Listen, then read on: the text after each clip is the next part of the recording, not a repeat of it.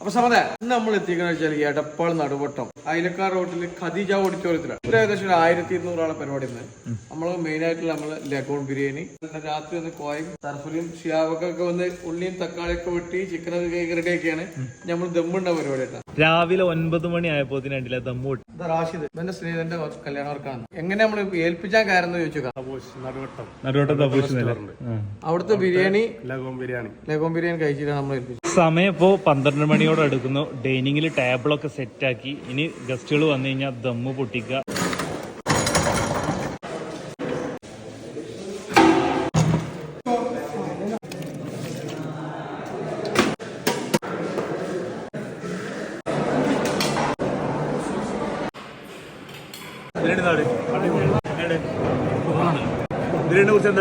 അടിപൊളിയായിട്ടുണ്ട്. നല്ല രസമുണ്ട്.